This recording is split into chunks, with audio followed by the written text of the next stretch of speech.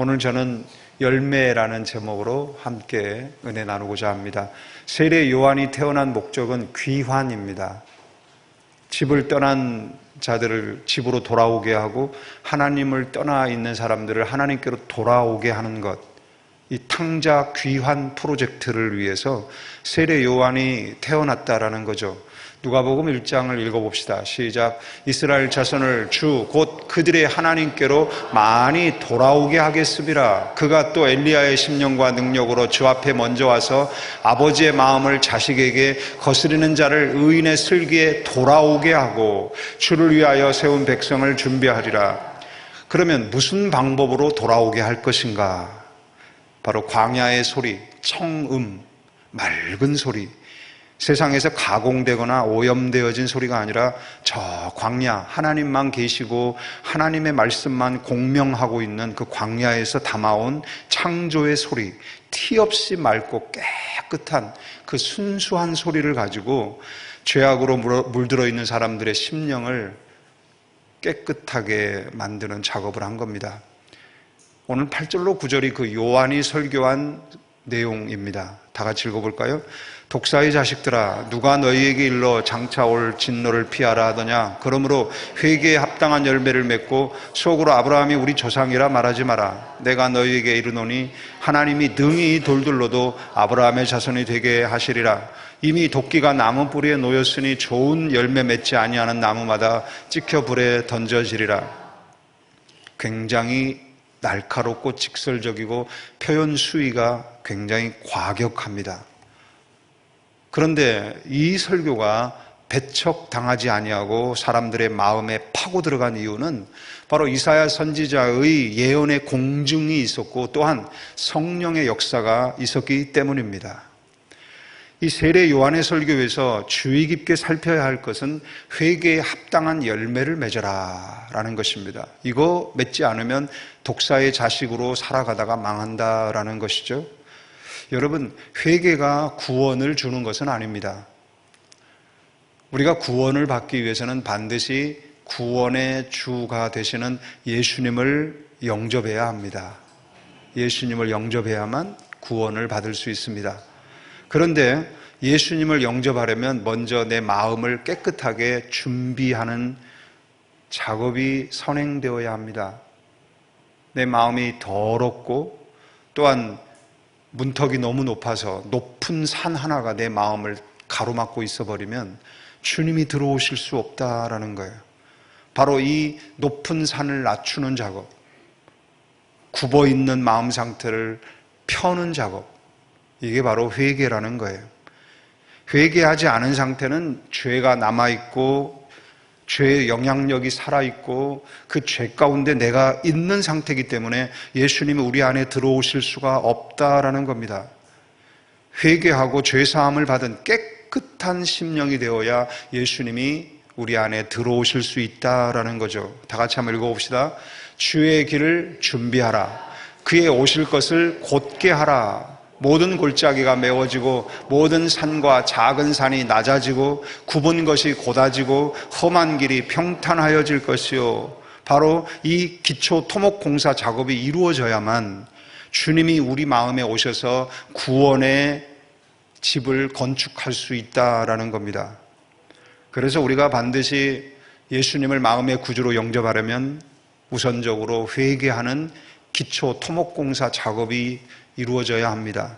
다 같이 한번 읽어봅시다. 시작. 베드로가 가로되 너희가 회개하여 각각 예수 그리스도의 이름으로 세례를 받고 죄사함을 얻으라. 그리하면 성령을 선물로 받으리니. 회개하고 나서 죄사함을 받아야 성령을 선물로 받고 구원을 받을 수 있다. 그러므로 우리의 회개는 토목 공사가 정밀하고 완벽하게 설계대로 이루어져 있어야 그 위에 무엇을 짓든지 튼튼하게 유지될 수 있듯이 우리의 회개는 정직해야 합니다. 우리의 회개는 정직해야 합니다. 하나님 말씀에 기초하여 정확하면서도 정직한 회개가 이루어져야 합니다. 회개가 정직해야 한다는 것은 거짓된 회개도 있고 가식적인 회개도 있다라는 것을 말하죠. 회개의 진정성이 중요합니다. 그러면 어떤 회개가 진실한 회개일까? 바로 회개의 합당한 열매를 보고 그것을 알 수 있습니다. 회개의 합당한 열매란 그의 회개가 진실했음을 증명하는 행동입니다. 요한의 설교를 들은 무리들이 가슴을 쥐어짜며 우리가 그러면은 무엇을 해야 합니까? 라고 물을 때 세례 요한이 회개에 합당한 열매가 무엇인지를 알려줍니다. 두 가지입니다. 첫째, 다 같이 따라합시다. 시작. 나누는 것입니다.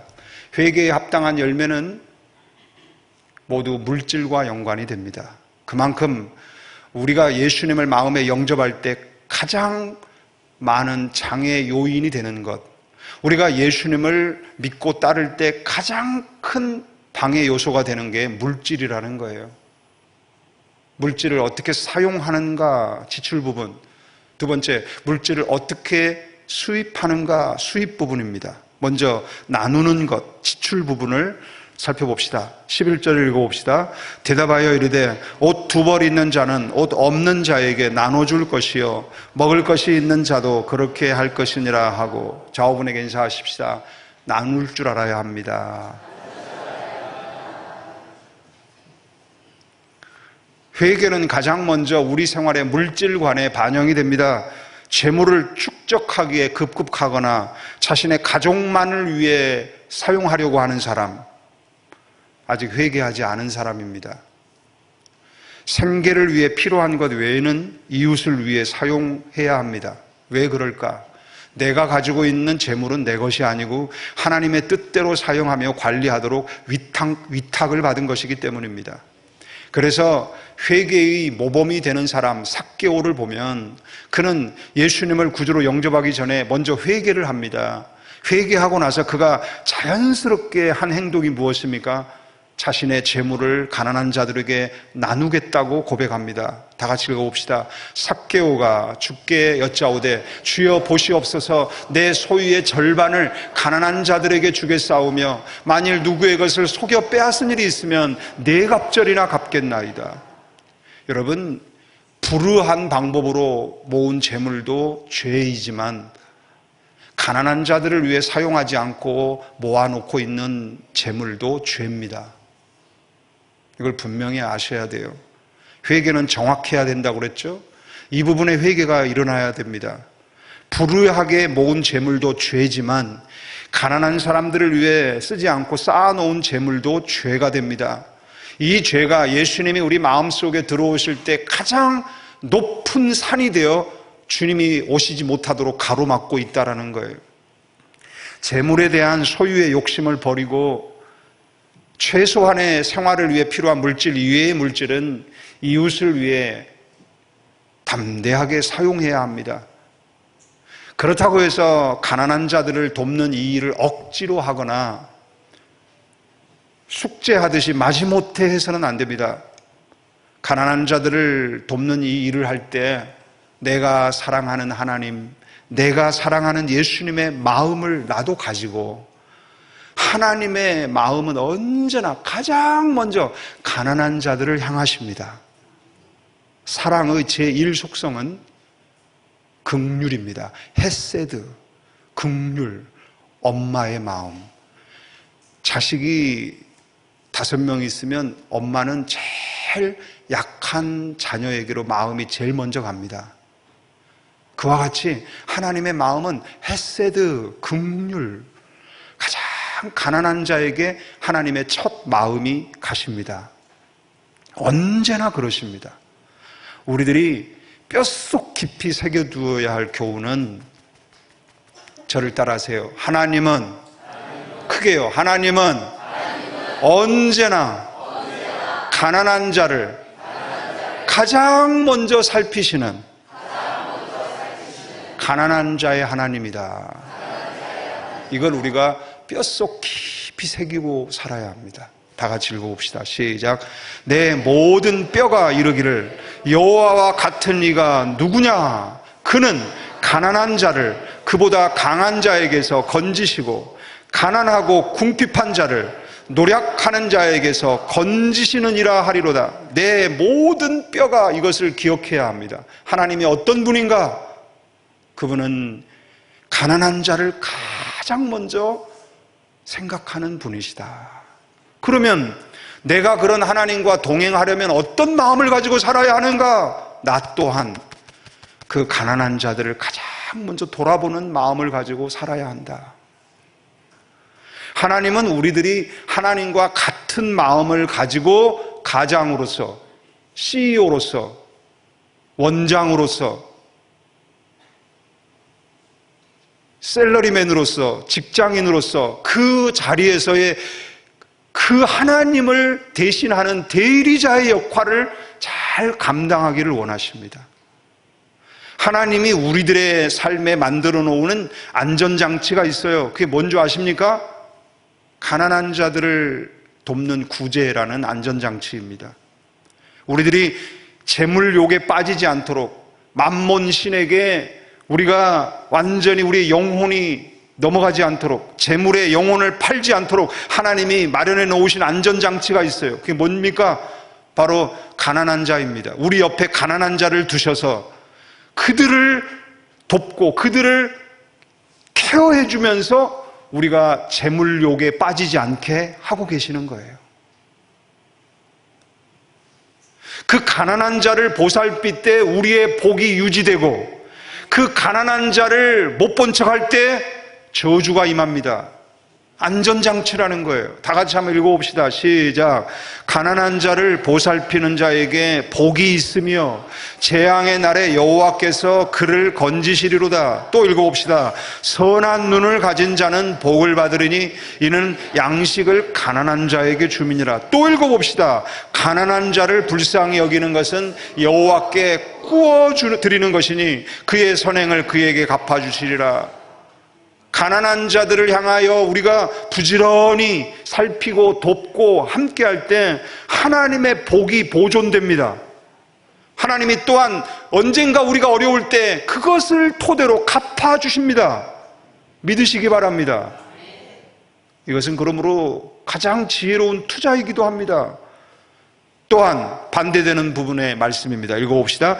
가난한 자를 구제하는 자는, 시작. 가난한 자를 구제하는 자는 궁핍하지 아니하려니와 못 본 채 하는 자에게는 저주가 크리라. 또 시작. 이익을 얻으려고 가난한 자를 학대하는 자와 부자에게 주는 자는 가난하여질 뿐이라. 왜 가난이 계속 대물림되는가? 왜 가난이 심화되는가? 왜 이 저주가 내게서 떠나지 않는가? 그것은 하나님이 마련해 놓은 안전장치, 구제를 못 본 채 하고 무시하며 살기 때문이라는 거예요.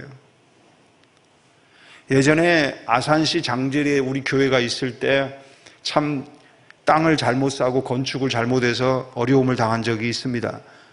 해마다 2천만 원 가태료를 내면서 매달 교회를 운영하는데 운영비가 늘 부족해가지고 힘든 그런 시기를 보냈습니다.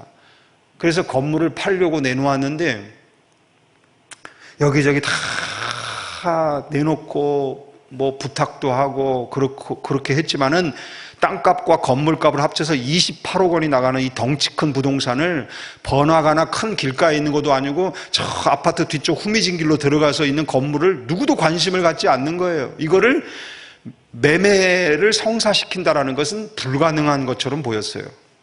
그래서 재정 상태는 갈수록 어려워지는 상태여서 3년 동안 매주 해오던 무료급식 봉사를 중단하려고 했습니다.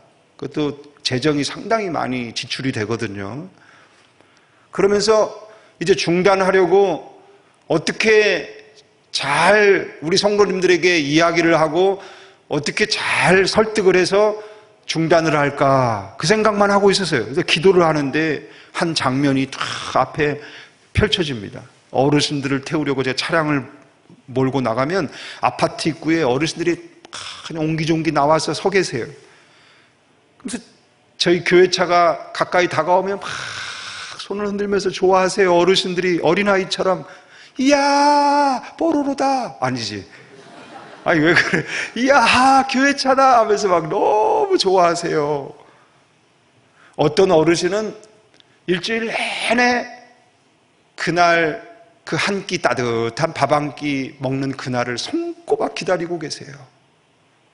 어떤 어르신은 고봉밥처럼 남들에게 3인분 정도로 되는 밥을 산더미처럼 쌓아놓고 드셔요. 그래서 걱정이 돼가지고, 아유, 어르신 이거 다 드실 수 있겠어요? 그러면은, 목사님, 저 이거 먹고 일주일을 삽니다. 하고 열심히 드세요. 식사 후에 아파트로 다시 모셔다 드리면 내릴 때마다 어르신들이 다 제 손을 잡고 고맙습니다. 목사님 고맙습니다. 하던 그 얼굴이 제 눈에 밟히는 거예요. 도저히 그만둘 수가 없어요. 기도를 하는데 하나님은 가난한 자를 가장 먼저 챙기시는 가난한 자의 하나님이시고, 가난한 자를 불쌍히 여기는 것은 하나님께 구워드리는 것이니 그 선행을 갚아주신다.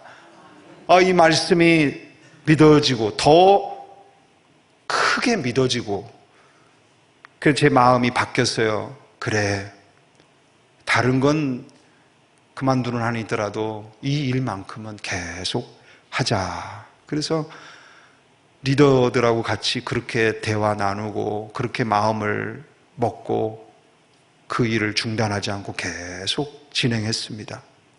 하나님께서는 그 마음을 보셨어요. 하나님께 구워드린 그 선행을 기가 막히게 갚아주셨습니다. 그래서 아산시에서 그 건물을 매각을 해 주었습니다. 그리고 모든 빚을 갚을 수 있었고, 바로 그 남은 돈을 가지고 여기 이 불당동의 종교부지를 구입하게 된 겁니다. 진실한 회개의 행동으로 구제와 선행을 실천할 때 그 낮아지고 평탄해진 길로 예수님의 구원이 들어온 것입니다. 그렇습니다. 그 회개해서 내가 낮춰놓은 길, 그 평탄해진 길, 그 길로 주님이 들어오시고 주님의 구원이 들어오는 겁니다. 지난 한 주는 마음이 참 무거웠어요. 이상하게 이번 달은 교회 수입이 적어서, 여러분 주보 보신 분들은 알 겁니다. 운영이 좀 어려웠어요. 장로님도 늘 저를 살피시고, 목사님 걱정하지 마세요. 우리 이 장로님 늘 저만 보면 그럽니다. 목사님 걱정하지 마세요 하면서 뒤로 돌아서서 하셨을 거예요 아마. 근데 제 앞에서는 항상 걱정하지 마세요 늘 그러셔요. 내가 늘 감사해.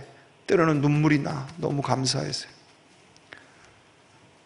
오늘이 마지막 주일이라 교역자들 사례비 지급하는 날인데 과연 제대로 줄 수 있을지 걱정이 좀 돼요. 이런 상황에서 지난달에 제가 두정동의 어느 교회를 방문을 했는데 미자립 교회예요. 아이를 5이나 낳으셔서 기르시며 목회하는 목사님 사모님 교회를 가봤는데 참 상황이 어려워요. 무엇보다 이 건물이 너무 오래된 건물이라 4층 꼭대기에 교회가 있는데 옥상에 그 열이 그냥 전부 교회로 내려와가지고 얼마나 더운지 교회가 너무 더워요. 근데 에어컨이 하나 있는데 이게 20년이 넘은 에어컨이에요. 고장나서 먹통이에요. 너무 자주 고쳐가지고 기사가 이제 목사님 제발 에어컨 좀 바꾸세요. 이제 이거는 더 이상 고칠 수가 없습니다 하고 포기한 에어컨이래요. 그래서 목사님 사모님이 1년 넘게 기도해 왔어요. 하나님 너무 더워요. 겨울에는 너무 추워요. 전기료 좀 적게 되는 그런 냉난방기 한 대만 주세요 하고 1년을 기도해 온 교회예요. 한 달 전에 제가 그 교회 갔더니 정말 냉난방기가 너무 필요하더라고요. 그래서 제가 기도하는데 감동이 와요. 그래서 하나님 우리 두란노 교회가 냉난방기 한 대 설치해 주고 싶습니다. 마음을 먹었어요. 그리고 이제 셋째 아들이 다니는 에어컨 사장님에게 그 말씀을 드렸더니 감동이 되셨던지, 예수님 안 믿는 분이신데 감동이 되셨던지 제가 자재값만 받고 재능 기부하겠습니다 하시더라고요. 그래서 내가 너무 감사했어요. 하나님이 정말 기뻐하시는 일이구나. 근데 에어컨을 설치하려면 이전에 있던 거는 가정용이고 이제 제대로 된 냉난방기를 설치하려면 전기 가설 작업을 새로 해야 되는 거예요. 차단기부터 전기선도 두꺼운 걸로 바꿔가지고 다시 쫙 깔았는데 그것도 한 4, 50만 원 들어가요. 우리 교회 오래 정기를 관리해 오신 김보련 집사님께 제가 또 여차 지차리자 차차차차 포차차 얘기했더니 감동이 되셔가지고, 목사님 그거 전기 자재값 전기 공사비 안 받고 제가 다 해드리겠습니다. 와우, 우리 집사님 영상 보실 텐데 사랑합니다. 그래서 이제 그렇게 준비가 됐는데, 그동안 얼마나 에어컨 예약이 많이 밀려 있는지 드디어 어제 그 작업을 하게 됐어요. 한 달 동안 지연되다가 하도 일이 밀려가지고 그 업체가. 그래서 어제 작업을 한다고 우리 유겸이가 나한테 얘기하는데, 하필 우리 교육자를 사례비 줘야 하고 지출이 제일 많은 마지막 주일을 앞두고, 아빠 자재값은 바로 입금해줘야 돼 하는데 내색을 하면 또 안 되잖아요. 또 제가 또 가장으로서 또 그래 알았어. 하나님은 가난한 자를 가장 먼저 챙기시는 가난한 자의 하나님, 가난한 자를 불쌍히 여기는 것은 하나님께 구워드리는 것이니 반드시 그것을 갚아주신다. 할렐루야. 그래, 돕기로 한 거 하나님 믿고 담대하게 돕자. 그래서 유겸이에게, 유겸아 필요한 비용은 교회에서 다 될 테니까 최대한 잘 설치해줘라. 목사님 사모님이 행복하게 오래오래 쓰시도록 잘 설치해 주렴 아빠가 부탁한다. 저녁 6시경이 됐는데 목사님으로부터 전화가 왔어요. 목사님 너무 시원해요. 너무 좋아요. 그러시더라고요. 어려운 가운데서도 어려운 이웃을 돌아보는 우리의 모습은 하나님이 반드시 기억해 주실 겁니다. 절대로 잊지 않으십니다. 둘째, 다 같이 읽어봅시다. 시작. 12절로 13절입니다. 세리들도 세례를 받고자 하여 와서 이르되 선생이여 우리는 무엇을 하리까 하며 이르되 부과된 것 외에는 거두지 마라. 자, 14절 시작. 군인들도 물어 이르되 우리는 무엇을 하리까 하며 이르되 사람에게서 강탈하지 말며 거짓으로 고발하지 말고 받는 급료를 족한 줄로 알라. 이게 회개라는 거예요.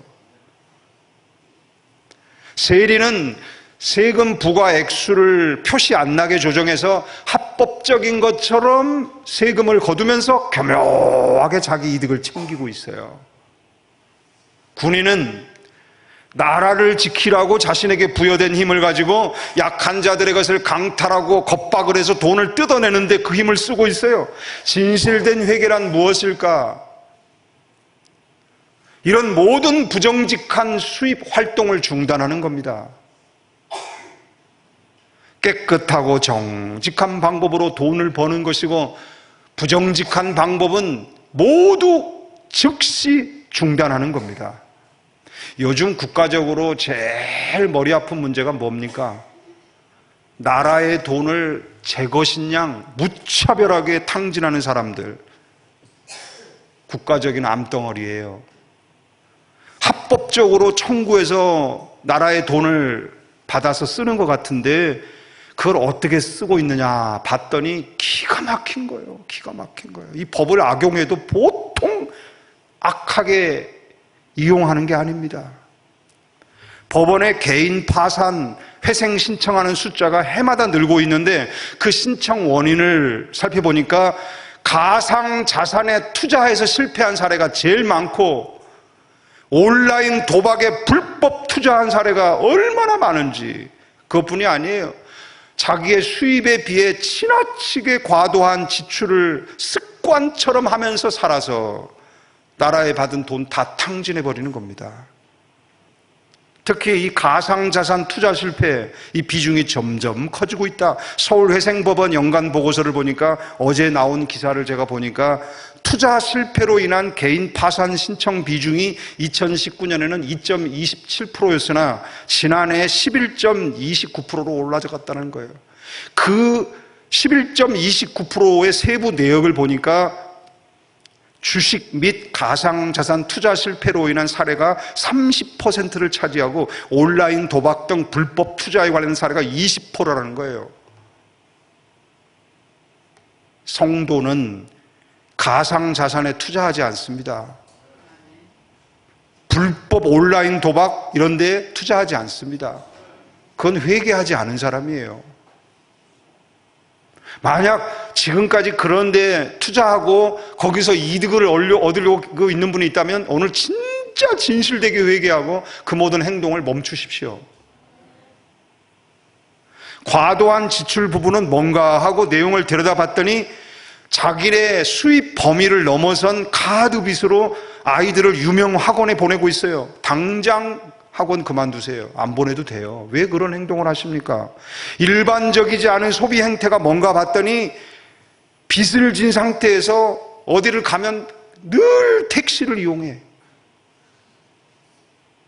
빚을 지고 있는데도 늘 택시를 이용해. 인터넷 방송에서 조금만 기분이 좋으면 수백만 원대 별풍선을 그냥 후원을 해버려요. 반복적으로 구술해요. 이런 비양심적인 지출을 통해 파산을 하고 국가에 회생 신청을 합니다. 젊은이들을 보니까 월급으로는 뭘 믿을 수 없어 싶어서 가상자산 투자에 황금알을 낳는 거위라고 생각하고 한몫을 잡겠다고 그냥 한 번에 팔자 고치겠다고 투자를 하고 있어요.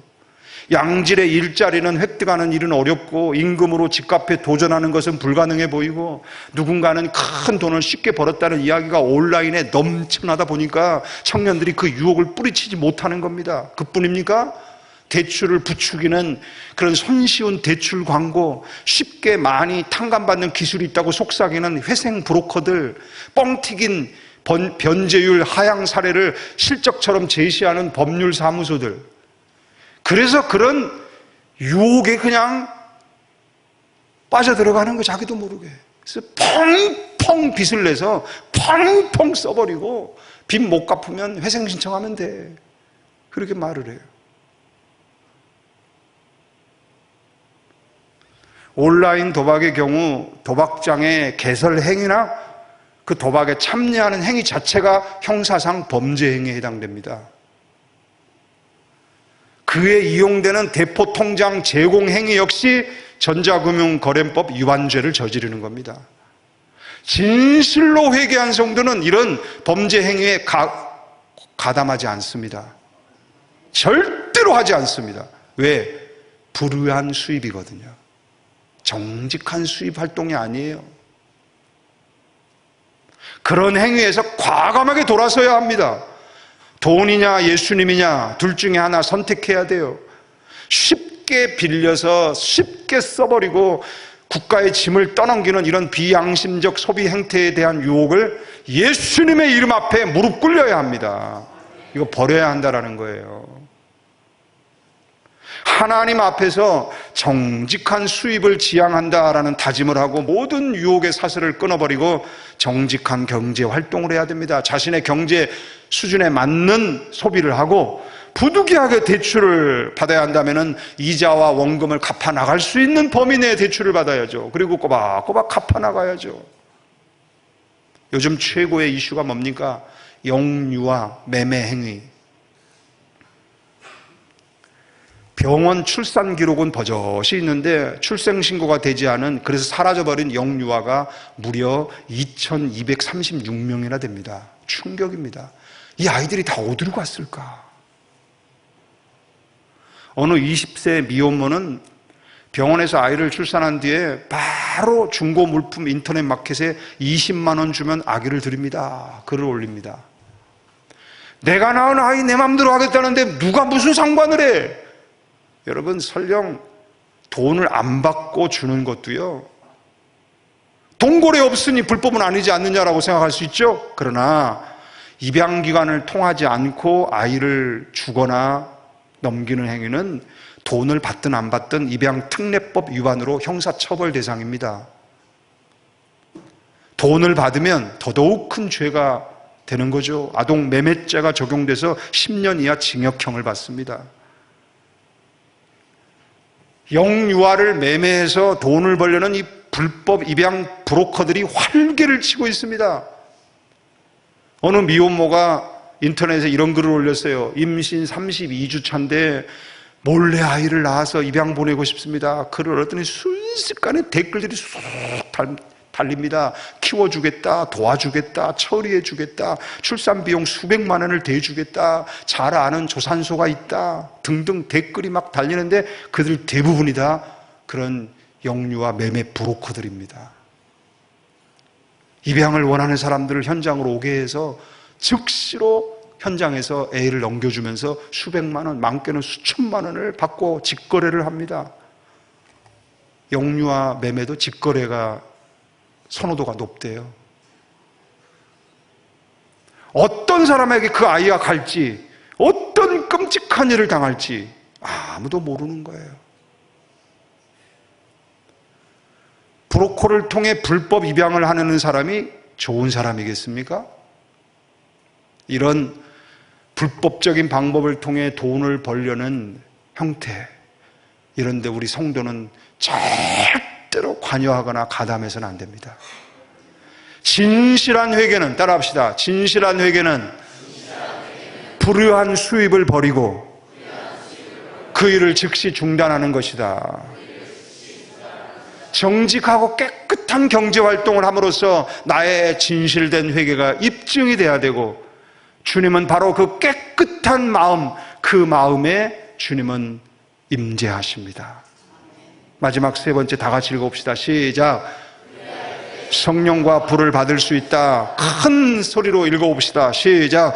요한이 모든 사람에게 대답하여 이르되 나는 물로 너희에게 세례를 베풀거니와 나보다 능력이 많으신 이가 오시나니 나는 그의 신발끈을 풀기도 감당하지 못하느니라. 그는 성령과 불로 너희에게 세례를 베푸실 것이요 손에 키를 들고 자기의 타작마당을 정하게 하사 알곡은 모아 곡간에 들이고 쭉정이는 꺼지지 않는 불에 태우시리라. 진실한 회개를 통해 예수님을 영접할 때 예수님이 주시는 불과 성령의 세례를 받게 되고 하나님의 타작마당에서 알곡이 되어 천국 곳간에 들어갈 수 있다라는 것입니다. 마지막으로 촉구합니다. 진실한 회개를 통해 소유욕을 버리십시오. 진실한 회개를 통해 정직한 수입 활동을 하십시오. 진실한 회개를 통해 가난한 자들에게 나누십시오. 불우한 수입을 모두 중단하십시오.